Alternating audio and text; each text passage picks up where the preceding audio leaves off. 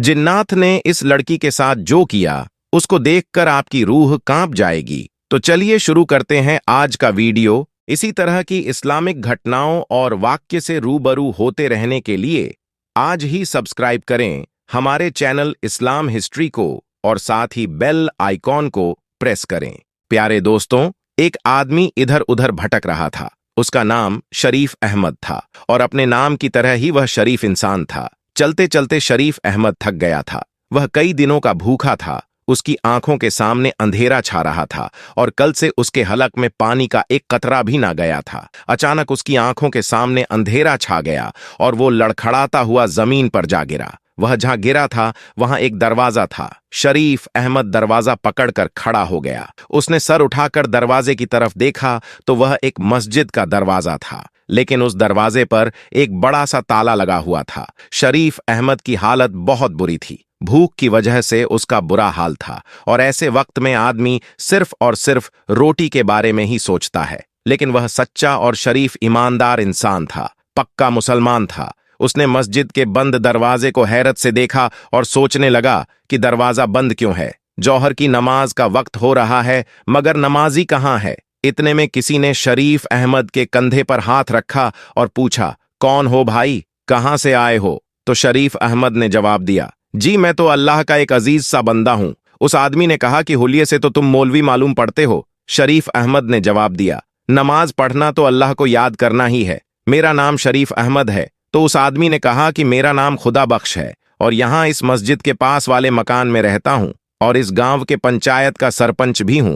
तो शरीफ अहमद ने पूछा कि भाई खुदा बख्श, ये मस्जिद बंद क्यों है? यहां नमाज क्यों नहीं हो रही? जौहर का वक्त हुआ जा रहा है। उसने कहा कि क्या पूछते हो मौलवी साहब, एक हफ्ते से मस्जिद बंद है और यहां जो मौलवी पहले नमाज पढ़ाया करता था उसकी एक हरकत की वजह से उसे यहां से निकाल दिया गया। उस आदमी ने पूछा कि क्या आप हमारी मस्जिद में नमाज पढ़ा दिया करेंगे? तो शरीफ अहमद बोला, हाँ जरूर, क्यों नहीं। आप मुझे बस एक गिलास पानी पिला दीजिए। जौहर का वक्त हुआ जा रहा है, मैं अजान देकर नमाज का ऐलान करता हूं। तो वो आदमी जिसका नाम खुदा बख्श था उसने कहा कि आपके चेहरे से तो लग रहा है कि आपने कई दिनों से कुछ खाया नहीं है। पहले आप रोटी खा लीजिए, उसके बाद अजान दीजिएगा। शरीफ अहमद ने कहा, नमाज पढ़ने और पढ़ाने के लिए रोटी की नहीं, ईमान की जरूरत होती है। नमाज पढ़ने के बाद ही रोटी खा लूंगा। खुदा बख्श ने अपनी जेब से चाबी निकाली और मस्जिद का दरवाजा खोल दिया। दरवाजा खोलते ही शरीफ अहमद मस्जिद में दाखिल हो गया। इतनी देर में खुदा बख्श एक गिलास ठंडा पानी लेकर आया।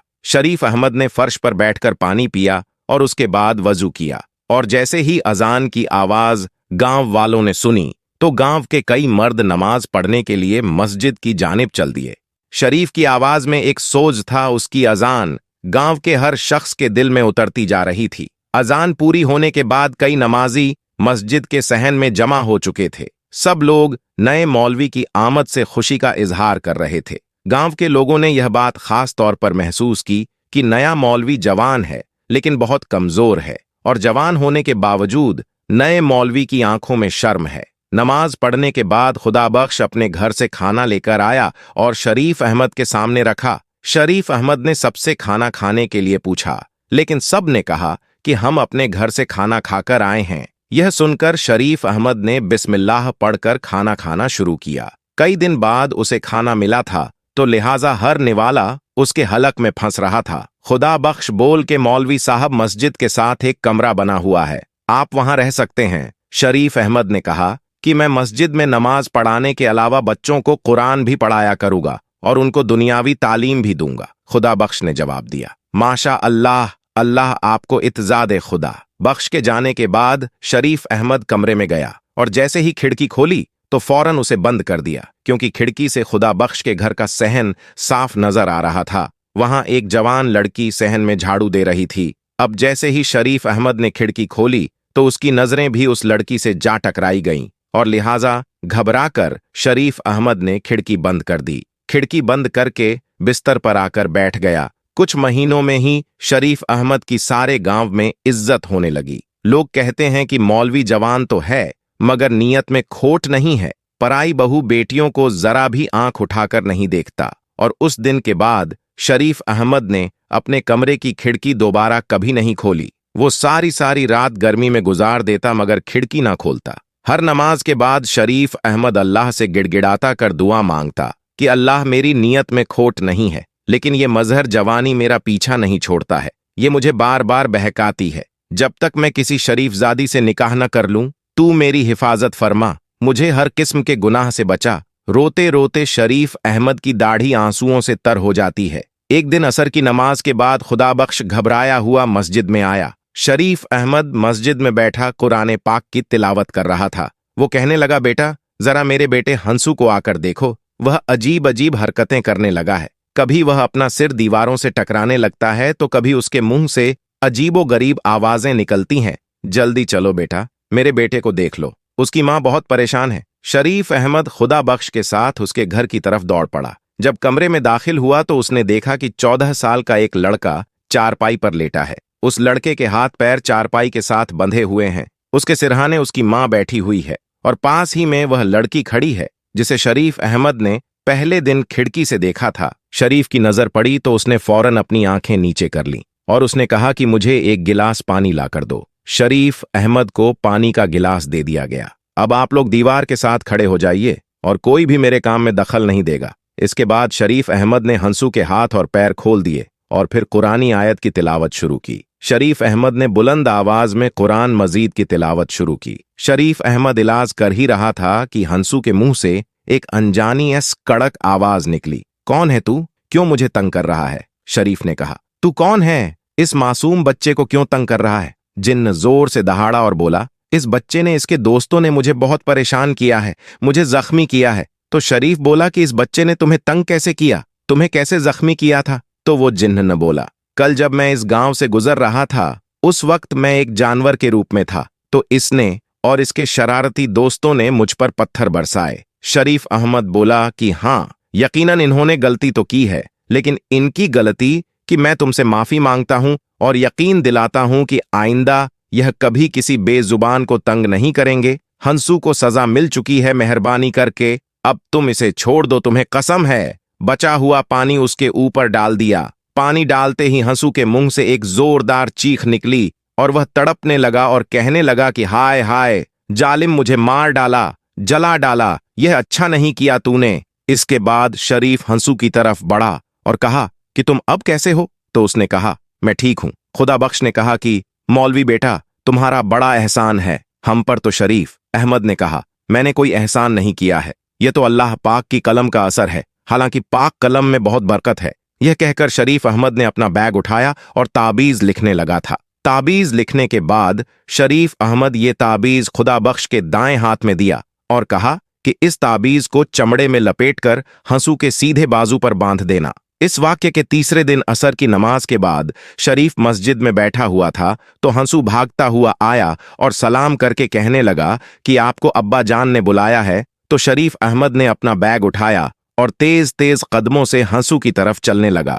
घर आकर खुदा बख्श की बीवी से पूछा, क्या हुआ? तो उसने कहा कि मौलवी बेटा, ना जाने क्यों उन जिन्होंने मेरा घर देख लिया है। पहले हंसू पर जिन्हन आया था और अब आयेशा पर। तो वो मौलवी शरीफ अहमद ने कहा कि आपको कैसे मालूम कि आपकी बेटी आयेशा पर कोई जिन्न आया है? तो उसकी मां ने अपनी बेटी के बारे में बता दिया कि वह अजीब अजीब हरकतें कर रही है। उसके बाद शरीफ उस लड़की के साथ उसके कमरे में गया और वह वज़ाइफ करने लगा। नमाज के बाद शरीफ अहमद ने कलम और दवात निकाला और ताबीज लिखने लगा। फिर ताबीज खुदा बख्श को दिया और कहा, यह ताबीज चमड़े में सीकर आयेशा के सीधे बाजू में बांध देना। ये कहकर शरीफ अहमद ने अपना बैग उठाया और घर से सलाम करता हुआ बाहर आ गया। अगले दिन शरीफ अहमद मस्जिद में बैठा हुआ कि उसे दोबारा हंसू बुलाने आ गया। उसकी बहन की तबीयत फिर खराब हो गई थी। शरीफ अहमद दोबारा घर गया तो घर जाते ही उसने कुछ नए लोगों को देखा था। वह एक बड़ी उम्र की औरत चारपाई पर बैठी थी, जबकि के सिरहाने पर एक लड़का खड़ा था। लड़के का कद तकरीबन 5 फुट का था। आयेशा की मां ने कहा, आओ मौलवी बेटा, घबराओ नहीं, असल में ये आयेशा की सास है और यह इसका मंगेतर है। शरीफ अहमद ने कहा कि अल्लाह ताला के कलम की बरकत से वह जिन्नजादी यकीनन आयेशा का पीछा छोड़ देगी। कल मैंने जो ताबीज दिया था वह आयेशा की बाजू पर बांधा था या नहीं? तो उसकी मां ने कहा कि मौलवी बेटा, मैंने तो रात को ही उसके दाएं हाथ पर ताबीज बांध दिया था, लेकिन सुबह देखा तो वह ताबीज उसके बाजू पर नहीं था।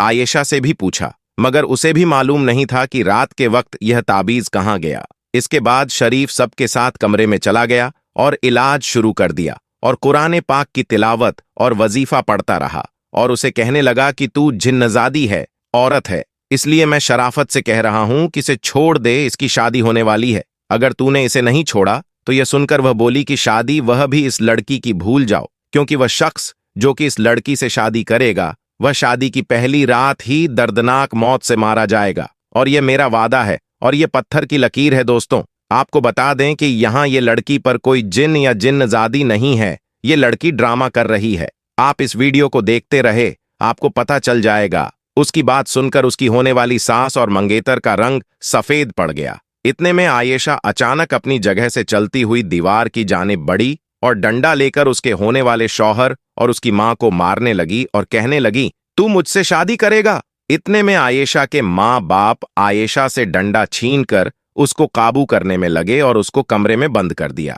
इसके बाद आयेशा की होने वाली सास कहने लगी कि माफ करना भाई साहब, आज मैं यह मंगनी तोड़ती हूं, मुझे नहीं करवानी अपने बेटे की शादी तुम्हारी इस बेटी से। ये कहकर वह दोनों माँ बेटा अपने घर चले गए। आयेशा के माँ बाप परेशान हो गए। शरीफ अहमद ने थोड़ी देर इंतजार किया, फिर अपना बैग संभाला और सलाम करता हुआ घर से बाहर निकल गया। शरीफ अहमद परेशान रहा। उसकी समझ में नहीं आ रहा था कि यह जिन्जादी कितनी ताकतवर है जो उसके वजीफे के बाद भी आयेशा पर कब्जा जमाए बैठी है। शरीफ अहमद के जायली वजीफे का भी उस जिन्जादी पर कोई असर नहीं हुआ। दोस्तों, यहां पर हम आपको बता दें कि आयेशा पर किसी जिन्नजादी का असर नहीं था, वह तो बस ड्रामा कर रही थी। अगली सुबह शरीफ अहमद बच्चों को कुरान मजीद पढ़ा रहे थे कि अचानक हंसू भागता हुआ आया और कहने लगा कि मौलवी साहिब जल्दी चलो, और उसकी बहन की तबीयत फिर खराब हो गई है। शरीफ अहमद जब उनके घर पहुंचा तो आयेशा की मां ने कहा कि बेटा, मेरी बेटी ठीक तो हो जाएगी ना, एक जिन्नजादी की उसका पीछा छोड़ेगी। शरीफ अहमद ने कहा कि आप फिक्र ना करें, ये जिन्जादी जल्दी आयेशा का पीछा छोड़ देगी। अल्लाह तेरी जबान मुबारक करे। बेटा, मेरी बेटी तो पूरे गांव में बदनाम हो गई है और ऊपर से उसकी फूफी ने भी रिश्ता तोड़ दिया है। अब तू ही बता, कौन करेगा मेरी बेटी से शादी? तो शरीफ अहमद बोले कि अम्मा फिक्र न करे, अल्लाह बेहतर जानता है, और यह रिश्ता खत्म हो गया तो क्या, अल्लाह इससे बेहतर रिश्ता भेजेगा। आप जाकर आयेशा के कमरे का दरवाजा खोले। आज मैं ऐसा वजीफा करूंगा कि वो जिन्जादी चीखती हुई बाहर आ जाएगी और मेरे साथ कमरे में कोई नहीं होगा। शायद शरीफ को उस पर शक हो गया था। अब क्योंकि शरीफ अहमद भी बड़ा नेक इंसान था और उस लड़की की हालत भी दिन ब दिन खराब होती जा रही थी, इसलिए शरीफ अहमद आहिस्ता से चलता हुआ आयेशा की चारपाई के पास आया और आयेशा चारपाई पर बैठी हिल हिल कर अल्लाह की वील्ह कर रही थी। शरीफ अहमद चारपाई के पास पहुंच गया, थोड़ी देर तक आयेशा को देखता रहा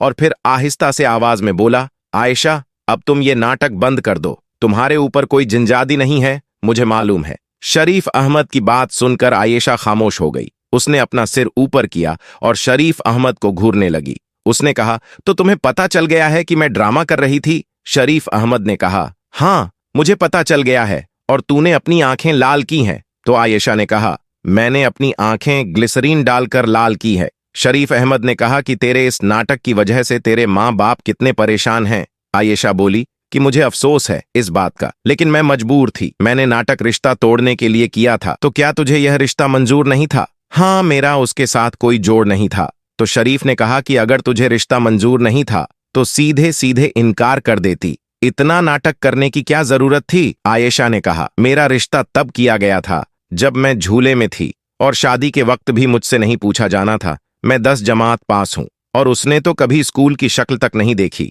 लेकिन अब तेरा क्या होगा? अब तुझसे कौन शादी करेगा? आसपास हर जगह तो तू मशहूर हो गई है कि तू अजीबोगरीब हरकतें करती हैं और तुझ पर जिन्जादी सवार है। यह सुनकर आयेशा मुस्कुरा दी और कहने लगी, मुझसे शादी वही करेगा जिसे मालूम है कि मेरे ऊपर किसी जिन्जादी का कब्जा नहीं है। शरीफ अहमद सब कुछ समझ तो गए थे लेकिन अनजान बन रहे थे। सयानों ने बिल्कुल सही कहा है, औरतों के मकहरूम फेर से अल्लाह ही बचाए। शरीफ अहमद ने कानों को हाथ लगाए और अपना बैग संभाल कर कमरे से बाहर निकल गया। क्या हुआ बेटा? आयेशा की मां ने कहा। बेटा क्या? जिन्जादी ने आयेशा का पीछा छोड़ दिया। तो शरीफ अहमद बोला कि जी, बहुत ही जल्दी जिन्जादी आयेशा का पीछा छोड़ देगी। आयेशा की मां बोली, बेटा तुझे तो सब कुछ मालूम ही है ना, तू तो मौलवी भी है और तू इन सब चीजों से डरता भी नहीं है, तो क्या तू करेगा मेरी बेटी से शादी? और वैसे भी तू तो शादीशुदा भी नहीं है। यह सुनकर शरीफ अहमद ने कहा कि मैं आपकी बिरादरी का नहीं हूं, कहीं ऐसा ना हो कि आपकी बिरादरी के लोग